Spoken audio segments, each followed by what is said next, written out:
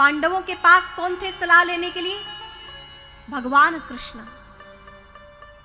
उनके पास कोई सेना नहीं थी, केवल उनके पास केवल मात्र भगवान कृष्ण थे। बिना सेना के और केवल भगवान के साथ से उन्होंने पूरी महाभारत जीत ली। और दुर्योधन के पास 11 क्षौणी सेना, लेकिन फिर भी दुर्योधन हार गया। क्योंकि सलाहकार जीवन में कौन है, ये आपके जीवन को पूरा परिभाषित करती है। आपका सलाहकार कौन है? शकुनी जैसे सलाहकार यदि होंगे तो व्यक्ति दुर्योधन जैसी गति पाता है, और भगवान कृष्ण जैसे सलाहकार अर्जुन के पास है तो पूरी दुनिया जीत लेता है। आप कान भरने वालों को हल्का समझते हैं?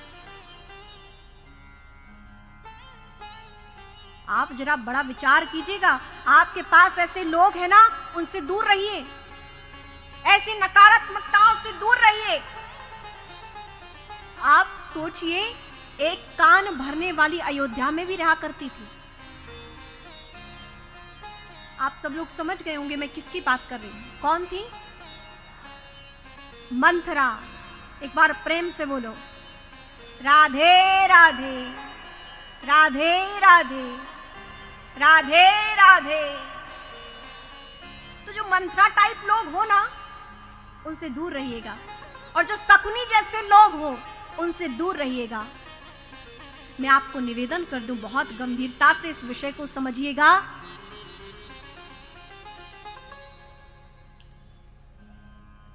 मंथरा ने कैकेयी जी का कान भरा।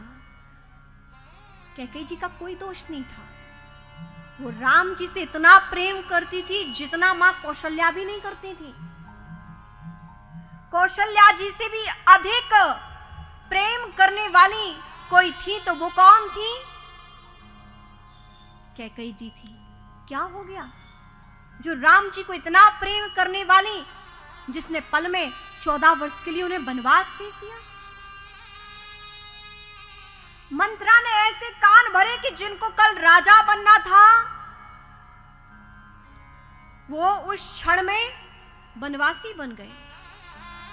जहां की कुल वधू को जंगल जंगल भटकना पड़ा, जिस अयोध्या की आंख के तारे, मां के दुलारे, पिता के प्रेम,